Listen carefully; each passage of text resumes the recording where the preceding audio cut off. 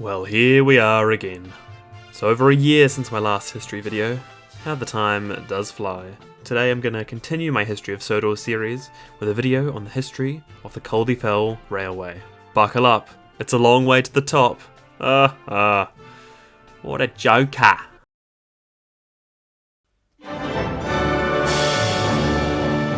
Before we get to the history of the railway, first some background of the mountain itself is needed. Culdee Fell is the name of a mountain on the island of Sodor. With a summit 2,048 feet above sea level, it is the highest point of the whole island. The mountain's name translates from the indigenous Sudric language to the Mountain of the Companion of God. Nice. This name came from the fact that St Machan, the patron saint of Sodor, lived in a cave of the mountain when he came to Sodor in the 6th century. He came over from Ireland and lived in solitude in the mountain. St Machan became a legendary figure, and people came to him from far and near to hear him preach. His cave remained a place of pilgrimage even after his death, and the mountain then came to be known as Culdee Fell, Hill of the Holy Man. Culdee Fell was an attraction long before a railway had been built onto it. For centuries, people had been making the pilgrimage to St Machan's cave. The idea for a railway wouldn't be thought of until the very end of the 19th century.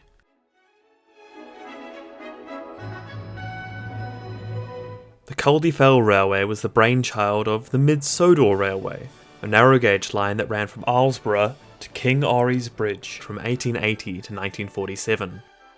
The Mid-Sodor had hoped that at some point they would be able to extend their railway around the valley to Culdee Machan, where it would meet a mountain railway that could deliver passengers to the summit. This would bring more tourism to the town of Peel Godred. Lord Peter Birain, the landowner, was reluctant to have a railway built on the mountain, fearing it would disrupt the natural beauty, so the project was left in limbo for some time. The Skarloey Railway, another narrow gauge line, seized the opportunity to capitalise on mountain excursions and began to widely advertise them. Trains would meet wagonettes at Skarloey Station, and people would then be transported to where it would only be a short climb up the mountain, to the summit. This service devastated the people of Peel Godred and Culdee Machan, who saw their tourist traffic dribbling away to the other side of the island. Finally, after much negotiation, Lord Peter relented and plans for a mountain railway's construction were finally put into action. In February 1897, the first sod of the Rack Railway was cut by Lady Elaine, Lord Peter's eldest daughter, at Culdee Machan. Under Lord Peter's chairmanship, the Culdee Fell Tramroad and Hotel Company Limited had been formed and served as the sponsors of the railway. The Snowdon Mountain Railway, climbing Mount Snowdon in Wales, had been built not long before the Culdee Fell, and much of their advice on the Rack Rail track system was adopted. Construction went off without a hitch, and inspectors from the Board of Trade cleared the railway for passenger traffic in March 1900. The line was opened on Whit Monday, and things ran smoothly for a month. One day, on a return journey down the mountain, the number 1 engine, Godred, derailed at a stretch of line named Devil's Back, and fell down a ravine. No passengers were injured and the coach stayed on the rails, but the engine was found to be beyond repair. The railway reopened on Easter Monday in 1901, and the railway's safety record has remained spotless ever since. Lord Peter Birain was the first chairman of the railway. He was no longer chairman by 1963. At this time, his descendant, Lord Harry Birain, had succeeded him. While Lord Harry Birain was chairman, Walter Richards served as the manager of the railway. Think of him as the mountain version of the Fat Controller. Richards was still managing the railway by 1992. The Culdee Fell Railway adopted the same track system as the Snowdon Railway. The way the locomotives are able to climb the mountains is because of a rack rail in the middle of the track. Every mountain engine has a gear on their axles with teeth that lock in and grip the rail. These are called pinion wheels. This way, the engines are able to push trains up the mountain. Pulling rolling stock is forbidden due to safety concerns and the way that the locomotives are designed. 5 engines were initially purchased to run the railway before it opened. Godred, number 1, Ernest, number 2, Wilfred, number 3, Culdee, number 4, and Shane Duini, number 5. These engines were all built in Switzerland and shipped to Sodor prior to the railway's opening in 1900. To this day, Godred has not been replaced since his accident. The other 4 engines ran the line for 61 years, until 3 new engines arrived in 1962, built with a new superheat design. I would have said it was conceit myself. What? What? Lord Harry number 6 was the first to arrive, followed by Alaric number 7 and Eric number 8, who arrived 6 months later. Godred was named after King Godred MacHarold, a famed Sodor king who had lived in the 10th century. Culdee was named after the mountain the railway climbed, and Shane Duini was also named after another Sodor mountain.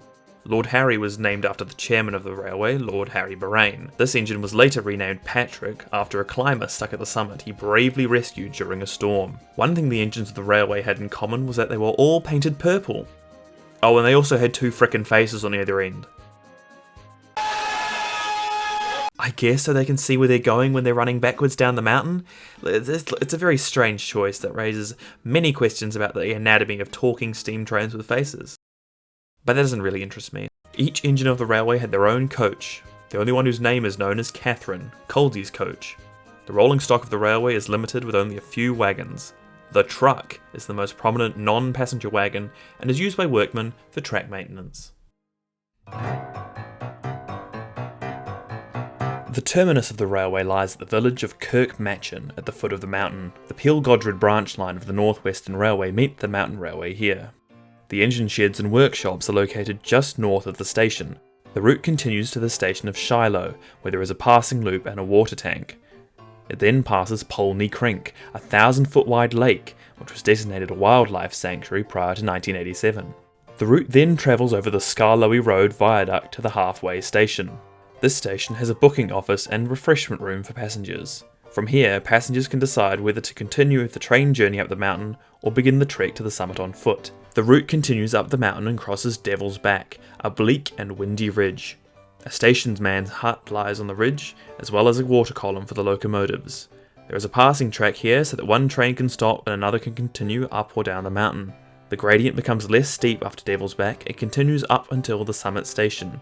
There is a hotel behind the station and 2 tracks for trains to stop and let passengers off.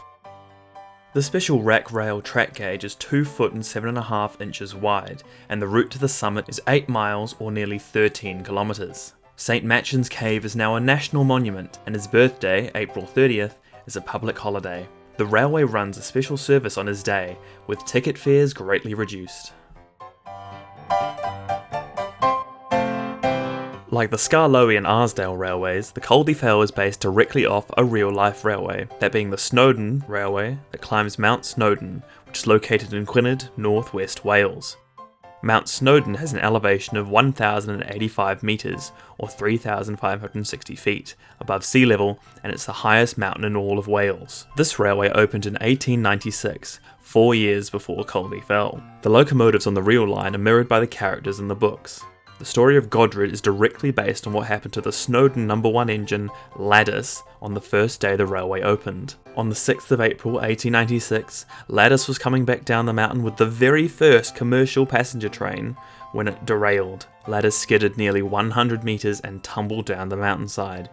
The engine was a total wreck when it reached the bottom, with only the wheels, pistons and frames being left intact. The remains were taken to Llanberis sheds and were used for parts. Not a great first day if you knew railway. The railway closed for a time and had a second opening after additional repairs and checks had been made to the line. To this day, the railway never replaced Ladis or gave another engine the No. 1. The names of the fictional engines are also derived from the real locomotives. Ernest is based on Enid, Wilfred is based on Wifida, Culdee is named after the mountain like Snowdon, and Shane Duini is also named after a mountain like Moel Siabod. Patrick is based on Pardan, who was previously known as Sir Harmod, like how Patrick was known as Lord Harry. Alaric is based on Ralph, previously known as Alchwin, and Eric is based on Uri. Fuck, I don't know. The name looks like Eric, so I think that's why he's called Eric. Both Ralph and Uri have been out of service on the railway since the early 1990s and, sadly, are unlikely to ever return to working service again.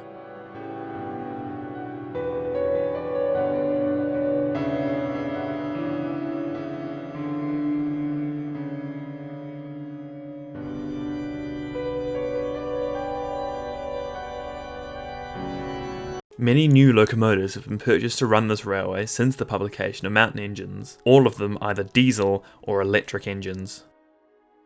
The fictional Culdee Fell railway route runs for 8 miles, where the real railway only has a route of 4.7 miles. Bigger is better, I guess. The railway and its locomotives only ever appeared in one book of the Railway series by the Reverend W. Awdry, that being the 19th book in the series, Mountain Engines, published in 1964. It's never appeared in the television series, only being mentioned occasionally.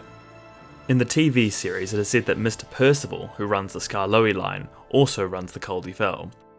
But they never appeared, and they're never likely to now, because they just make this all engines go crap, so there. And that's all I have to say about that. Despite only ever appearing in one Railway series book, I think that the Mountain Railway is probably one of the most interesting railways we've seen on Sodor, and the fact that it appeared so sparsely only helped to add to the mystique. Personally, going to Mount Snowdon and seeing the real railway is on my bucket list. I'd love to see the real thing, considering the main differences are just that the engines are green and don't have two faces. I hope you've enjoyed learning a bit of nonsense fictional lore and a little bit of true history here today. Until next time, stay classy, and don't forget to wash behind your ears. See ya!